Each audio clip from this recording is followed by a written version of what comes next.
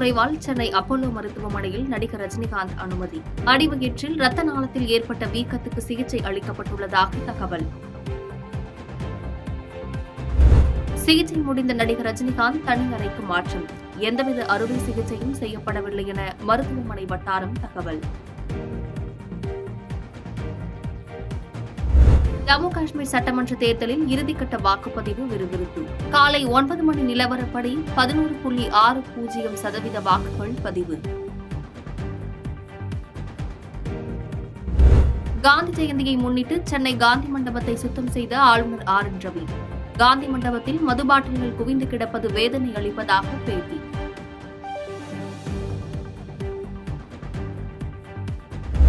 உதகை மற்றும் கொடைக்கானலுக்கு செல்வோர் இ பாஸ் பெறும் நடைமுறை நீட்டிப்பு. உயர்நீதிமன்ற உத்தரவுப்படி நீட்டிக்கப்பட்டுள்ளதாக அறிவிப்பு. நீர்பிடிப்பு பகுதிகளில் தொடரும் கனமழை எதிரொலி. காவிரியில் தமிழகத்திற்கான நீர்வரத்து 14,000 கன அடியாக உயர்வு.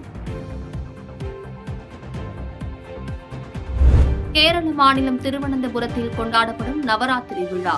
கன்னியாகுமரியிலிருந்து மேளதாளங்கள் முழங்க பல்லக்கில் புறப்பட்ட சாமி சிலைகள்.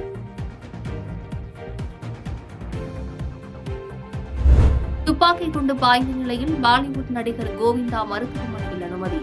துப்பாக்கியை சுத்தம் செய்தபோது தவறுதலாக வெடித்ததாக விளக்கம்.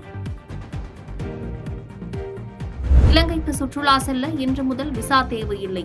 இந்தியா உள்ளிட்ட 35 நாடுகளுக்கான புதிய சலுகை அமல்.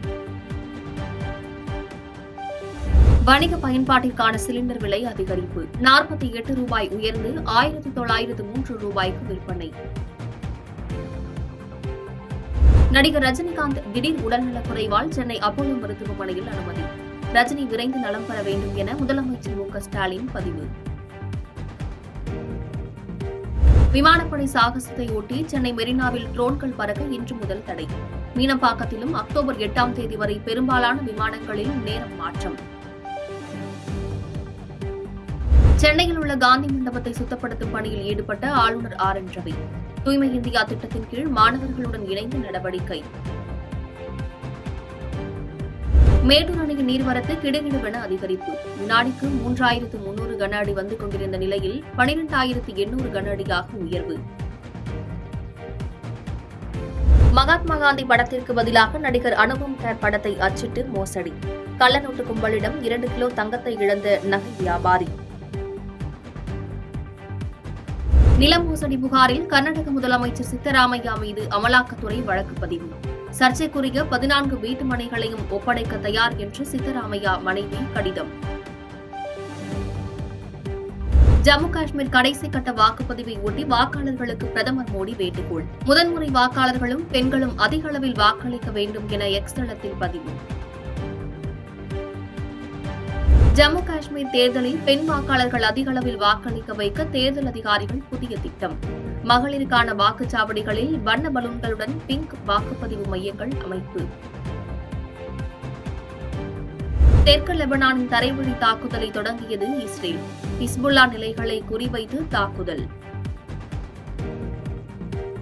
பாதகம் செய்பவரை கண்டால் நாம் பயங்கொள்ளலாகாது பாப்பா.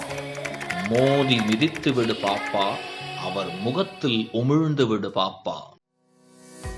அண்மை செய்திகளை உடனுக்குடன் தெரிந்து கொள்ள இணைந்திருங்கள் இயம்நாடு தொலைக்காட்சியுடன்.